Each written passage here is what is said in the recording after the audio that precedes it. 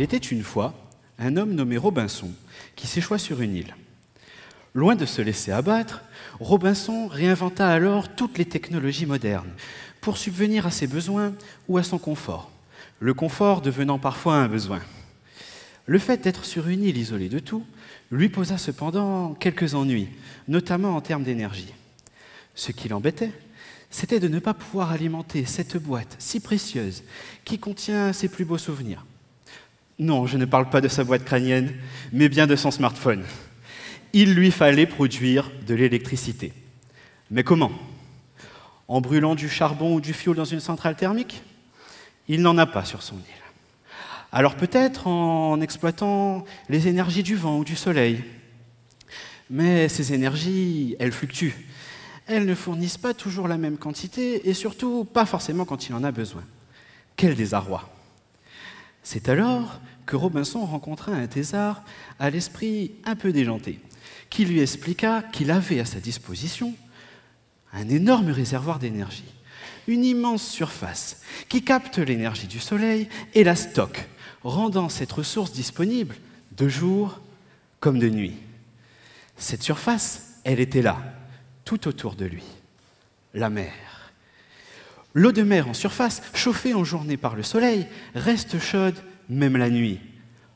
L'eau des profondeurs, en revanche, reste toujours froide.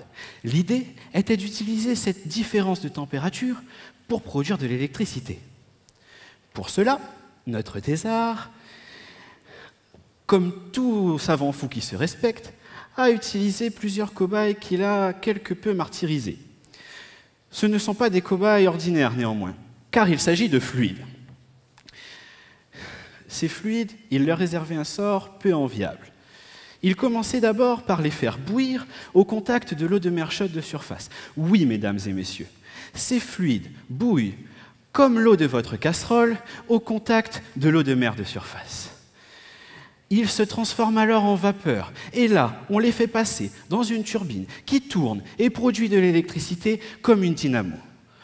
Ensuite, avec l'eau froide des abysses, on les refroidit, ils redeviennent liquides et on les renvoie dans un cycle infini.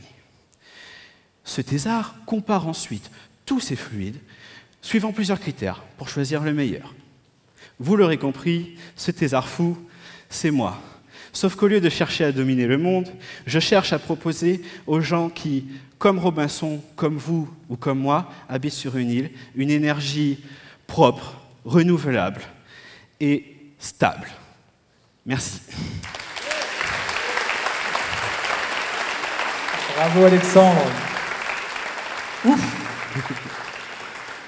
Ça s'est bien passé? Oui, très bien. Très bien. Merci beaucoup Alexandre. Merci à tous.